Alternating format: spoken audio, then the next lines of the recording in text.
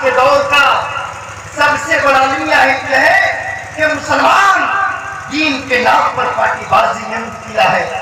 وہ دین جس نے اتحاد و اتفاق کو اللہ کی نعمت قرار دیا، وہ دین جس نے مل جل کر رہنے کی تعلیم دی، میرے بھائیوں وہ دین وہ دلوں کو توڑنے کے لیے نہیں بلکہ دلوں کو جوڑنے کے لیے آیا تھا۔ اسی دین کی حال میں آج نہ اتفاقی اور ایک کا حیرتناک بات کیا ہے، امہات المومنین حضرت عائشہ صدیقہ رضی اللہ عنہا اصلیت ناک حالات کو بیان کر رہی ہے تو اللہ کے نبی جناب نبی محمد رسول اللہ پر گزرے اور آپ پر گزرے، ان حالات کو بیان کر رہی ہے۔ بیان کرتے کرتے عائشہ نے کہا میں نے تو پھلا رات میں نے تو اس رات اس کام کو میں نے کٹول کر کے کیا تھا، میں نے تو پھلا رات اس کام کو میں نے ڈھونڈ کر کے کیا تھا، روشنی کا بندوبست نہیں تھا، اندازے سے میں نے اس کام کو کیا تھا۔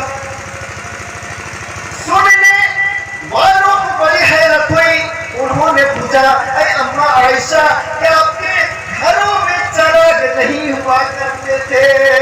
کیا آپ کے گھروں میں بلب اور بتی کا انتظام نہیں ہوا کرتا تھا کہ تاکہ آپ روشنی میں کام کر لیا کرتی؟ اماں عائشہ کا جواب سنیے، اے لوگوں ہمارے گھروں میں چراغ جلانے کے لیے تیل کہاں ہوتا تھا؟ اگر ہمارے گھروں میں چراغ جلانے کے لیے تیل ہوتا تو کیا اسے ہم بھوک کی وجہ سے پی نہیں جاتے؟ میرے بھائیوں یہ مسلمانوں کے گھرانوں کی حالت تھی، یہ اللہ کے نبی جناب نبی محمد رسول اللہ کے گھرانے کا حالت تھا۔ کسی شاعر نے آپ کے گھرانے کے تعلق سے کہا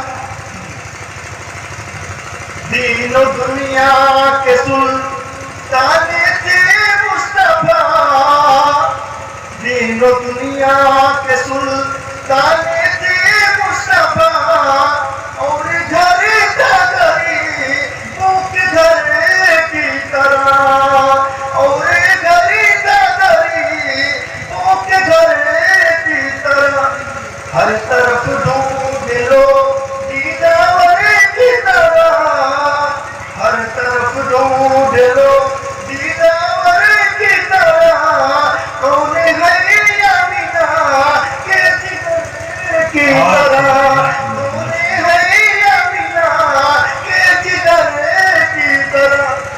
یوں تو دنیا میں آئے بہت انبیاء، یوں تو دنیا میں آئے بہت انبیاء، کوئی آیا نہ خیر البشر کی طرح۔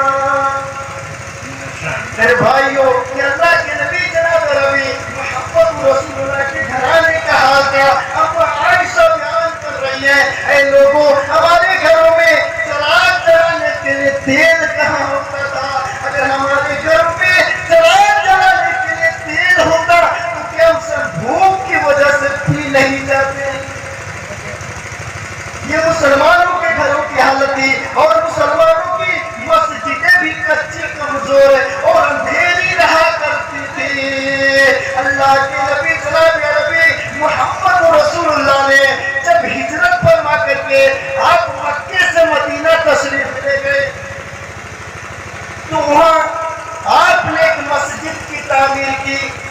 اس مسجد کی دیواریں کچی تھی، اس میں کھجور کے کھمبے لگا دیے گئے تھے اور چھت کے نام پر کھجور کے پتے ڈال دیے گئے تھے، اور مسجد بالکل اندھیری رہا کرتی تھی۔ میرے بھائیوں سب سے پہلے جس صحابی نے اس مسجد کو روشن کیا تھا، اس مسجد میں چراغ جلایا تھا، ان کا نام حضرت تمیم داری رضی اللہ عنہ ہے۔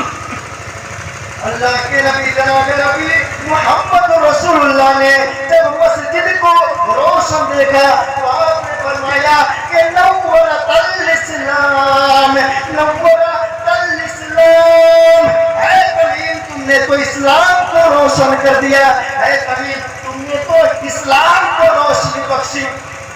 اس کے بعد اللہ کے نبی جناب نبی محمد رسول اللہ کی زبان مبارک سے بہت سارے دعائیہ کلمات نکلے۔ نکلے. آپ نے یہ بھی فرمایا تھا نور اللہ قلبک فی الدنیا والآخرہ.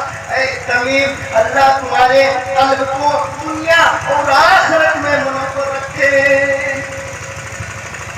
میرے بھائیوں یہ واقعہ کون سا ہے؟ یہ واقعہ دو ہجری کا ہے. اگر مسلمانوں کے گھروں میں چراغ جلانے کے لیے تیل نہیں ہوتا تھا، جب مسلمانوں کی مسجدیں اندھیری رہا کرتی تھی، جب مسلمان دو روز 3 روز 6 دن کے بھوکے سے رہا کرتے تھے، تو پوری دنیا میں اسلام پھیلی ہوئی تھی اور پوری دنیا میں مسلمانوں کی دھاک بیٹھی ہوئی تھی. اور آج مسلمانوں کے گھر روشن ہیں، وہ ہر طرح کے مادی وسائل کے مالامال ہیں، ان کے یہاں ضروریات زندگی کی کوئی کمی نہیں ہے. اس کے باوجود مسلمان ذلیل و خوار ہیں اور ہماری کہیں وقت نہیں ہے، اور ہم اپنی ایک جائز بات بھی منوانے کی اہلیت اپنے اندر نہیں رکھتے ہیں. بھائیو اس فرق کی وجہ یہ ہے کہ اس دور کے مسلمان اللہ تعالیٰ کے فرمان انما المؤمنون اخوة کے تحت ایک دوسرے کے ہم درد اور غمگسار اور باہمی اتحاد کا قابل نمونہ تھے. اور آج ہم نے اس خوبی کو گنوا دیا ہے. نتیجہ یہ ہے کہ ہماری کہیں وقت نہیں ہے اور ہم اپنی ایک جائز بات بھی ماننے کی عادت اپنے اندر نہیں رکھتے ہیں. اس خوبی کو دوسری قوموں نے اپنایا ہے، جس کا نتیجہ یہ ہے کہ وہ ہر میدان میں ہم سے بے تحاشا آگے بڑھ رہی ہے. حالی مرحوم نے بڑا عمدہ بہت عمدہ تجزیہ کیا ہے. عروج کا جو تم آیا دیکھتے ہو، جہاں میں انہیں کا میرا دیکھتے ہو. عروج کا جو تم آیا دیکھتے ہو، جہاں میں انہیں کا میرا دیکھتے ہو، جہاں میں انہیں کا میرا دیکھتے ہو. متی ان کا سارا جہاں دیکھتے ہو، انہیں برطرف سما دیکھتے ہو. متی ان کا سارا جہاں دیکھتے ہو، انہیں برطرف سما دیکھتے ہو، انہیں برطرف سما دیکھتے ہو.